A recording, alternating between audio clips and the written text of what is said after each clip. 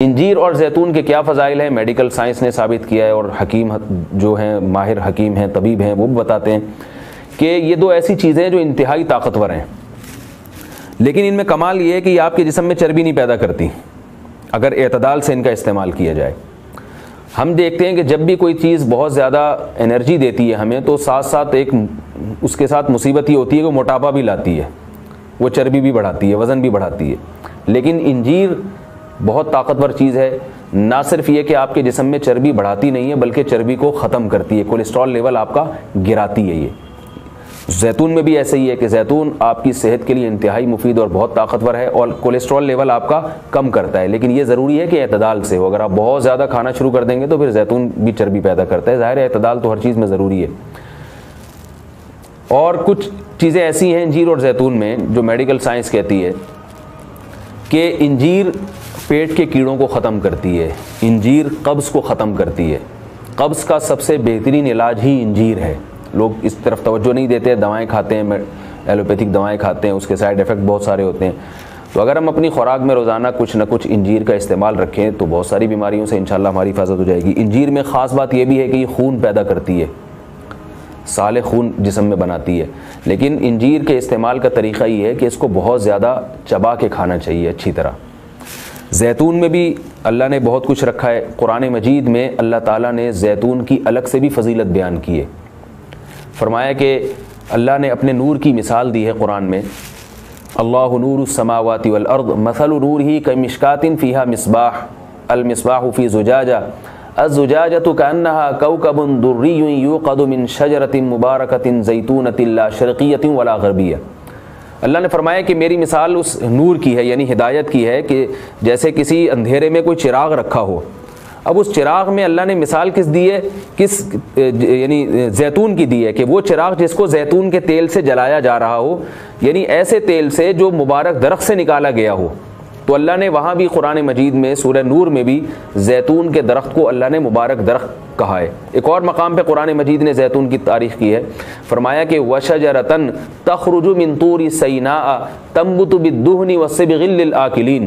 اللہ وہ ذات ہے جس نے ایسا درخت پیدا کیا جو طور سینا میں پیدا ہوتا ہے، یعنی کوہ طور میں پیدا ہوتا ہے وہ درخت، اور تنبت بالدہن جو تیل لے کر پیدا ہوتا ہے، اور صبغ للآکلین کھانے والوں کے لیے سالن کا کام دیتا ہے، یعنی لوگ روٹی اس تیل سے لگا کے کھاتے ہیں، سالن کا کام دیتا ہے وہ۔ تو اب یہاں مناسبت دیکھیں کہ اللہ نے زیتون کا اس آیت میں ذکر کیا اور ساتھ ساتھ بتایا کہ یہ وہ زیتون ہے جو کوہ طور پہ پیدا ہوتا ہے، اور کوہ طور ویسے ہی ایک ایسی جگہ ہے جہاں اللہ نے لوگوں کی ہدایت کے لیے وحی کو نازل کیا۔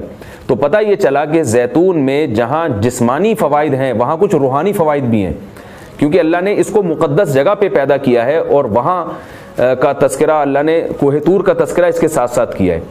اور اس آیت میں بھی ایسا ہی ہے، جہاں اللہ نے زیتون کا ذکر کیا آگے فوراً وطور سینا کوہ طور کی اللہ نے قسم اٹھائی ہے۔ تو اس سے پتہ چلتا ہے کہ زیتون میں جہاں جسمانی فوائد ہیں کچھ روحانی فوائد بھی ہیں۔ روحانی کا مطلب یہ کہ اس کے کھانے سے عین ممکن ہے کہ آپ کی کچھ روحانی ترقی بھی ہو، شاید اللہ کی محبت میں اضافہ ہو، گناہوں سے نفرت پیدا ہو، یا اس کے سے جسم میں کوئی ایسی تبدیلی آتی ہے۔ میں کوئی یقینی بات نہیں کر رہا، لیکن قرآن میں اس طرف اشارہ ملتا ہے۔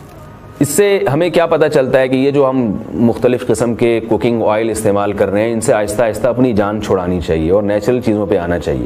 ایک آپ کو میں ایک تحقیق یہ بھی بتاتا ہوں کہ میڈیکل سائنس یہ کہتی ہے کہ یہ جو کولیسٹرول ہے نا اور جو چربی ہے یہ دیسی گھی سے نہیں پیدا ہوتی، یہ ہم جو آرٹیفیشل آئل استعمال کر رہے ہیں جن میں پتہ نہیں کیا کیا ملایا جاتا ہے، اس سے نقصان ہوتا ہے، جبکہ لوگ دیسی گھی سے اجتناب کرتے ہیں۔ اگرچہ بھی میرا موضوع دیسی گھی نہیں ہے، میں صرف یہ بتانے کے لیے کہ جو قدرتی چیزیں ہیں وہ آپ کی صحت کے لیے نقصان دہ نہیں ہیں۔ آپ کھانے میں اگر زیتون نہیں استعمال کر سکتے تو دیسی گھی استعمال کرنا شروع کر دیں، تو انشاءاللہ اس سے بھی جو بہت ساری بیماریاں ہارٹ کی اور بلڈ پریشر کی اور پتہ نہیں کیا کیا بیماریاں پیدا ہو رہی ہیں اس میں بھی انشاءاللہ کمی آئے گی۔ اور یہ بھی ہمیں اس آیت سے سبق ملتا ہے کہ آپ قرآن مجید کا معجزہ دیکھیں۔ ابھی چند دن پہلے کسی حکیم کے توسط سے مجھے پتہ چلا، انہوں نے مجھے بتایا کہ میں نے پوچھا کہ بھئی انجیر اور زیتون، انجیر کھانے کا سب سے بہترین طریقہ کیا ہے؟ تو ان حکیم صاحب نے بتایا کہ آپ انجیر کو زیتون میں ڈبو کے استعمال کریں، یعنی انجیر کے ٹکڑے کریں اور 2-3 چمچے زیتون کپ میں ڈالیں اور اس میں انجیر کے ٹکڑے کر کے ڈبو دیں آپ اس میں، اور رات کو آپ ڈبو دیں اور صبح اس کو استعمال کر لیں، وہ زیتون بھی کھا لیں ساتھ میں۔ تو اس وقت میرا ذہن اس طرف نہیں گیا. اب آج جب میں یہ اس آیت کا درس دے رہا تھا تو مجھے خیال آیا کہ یہ تو اللہ نے خود قرآن میں دونوں کا ساتھ ذکر کیا ہے. حکیم تو آج کہہ رہے ہیں 1400 سال کے بعد کہ ان دونوں کا ملاپ بہت بہترین ہے صحت کے لیے. تو قرآن میں اللہ نے کیسے دونوں کا ساتھ ساتھ تذکرہ کیا ہے؟ تو یہ عجیب اتفاق ہے، اور بلکہ قرآن کی بلاغت ہے اور قرآن کا ایک قسم کا معجزہ ہے کہ آج بہت ساری چیزیں جن کی تحقیق ہو رہی ہیں وہ قرآن میں اللہ تعالیٰ نے ان کے اشارے پہلے سے دے دیے ہیں. انجیر اگر آپ زیتون میں ڈبو کے استعمال کرتے ہیں تو اس کے کیا فوائد ہیں؟ ایک فائدہ تو یہ ہے کہ انجیر کو چبانا آسان ہو جاتا ہے، ورنہ انجیر بہت سخت چیز ہوتی ہے، اس کا چبانا آپ کے لیے مشکل ہے. جب آپ اس کو زیتون میں ڈبو دیں گے، آپ صبح جب کھائیں گے تو آپ کو پتہ چلے گا کہ وہ نرم ہو گئی ہے، اس کا کھانا آسان ہے. اور دوسرا فائدہ یہ کہ اس سے زیتون کا کھانا بھی آسان ہو جاتا ہے.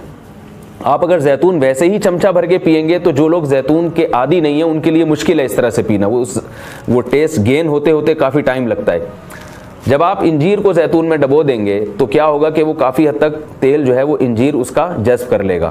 پھر جب آپ استعمال کریں گے تو وہ تیل کا استعمال بھی ہوگا، مگر وہ تیل کی ایک خاص قسم کی جو ایک مہک ہوتی ہے جس سے بعض لوگ جس کو پسند نہیں کرتے، تو اس مہک سے بھی آپ کی جان چھوٹ جائے گی اور آپ وہ آسانی سے کھا سکیں گے.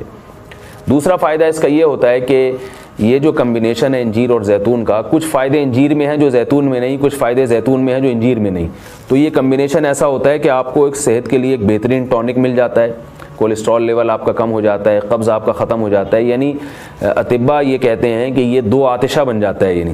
یعنی انجیر کا فائدہ بھی ڈبل ہو جاتا ہے اور زیتون کا فائدہ بھی اس سے ڈبل ہو جاتا ہے. تو جب اللہ نے قرآن مجید میں ایک چیز کا بہت اہتمام سے تذکرہ کیا ہے تو ہمیں اس کو استعمال میں لانا چاہیے. میں نے عربوں کو دیکھا ہے وہ بہت زیادہ انجیر اور زیتون کا استعمال کرتے ہیں، مگر ہمارے ہاں صبح صبح لوگ جیم کا استعمال کر لیں گے، شہد نہیں استعمال کرتے، اور بچوں کو ٹافیاں کھلا دیں گے، انجیر نہیں کھلائیں گے کبھی بھی. میں اپنے والد صاحب کو دیکھتا تھا، وہ ہمیں انجیر لا کے دیا کرتے تھے، ہم کھاتے تھے اس کو شوق سے، والد صاحب خود بھی استعمال کرتے تھے.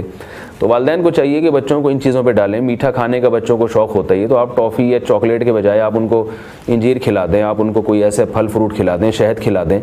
تو ان چیزوں پہ لانا چاہیے کیونکہ اللہ تعالیٰ نے صحت کی حفاظت کا بھی ہمیں حکم دیا ہے، قرآن و سنت میں اس کا بہت تاکید سے حکم ہے. دوسرا ہمیں اس آیت سے یہ پتہ چلتا ہے کہ جسمانی ترقی جیسے ضروری ہے ایسے ہی روحانی ترقی بھی ضروری ہے، اور تہذیب یافتہ بننے کے لیے ہمیں ایمان اور اعمال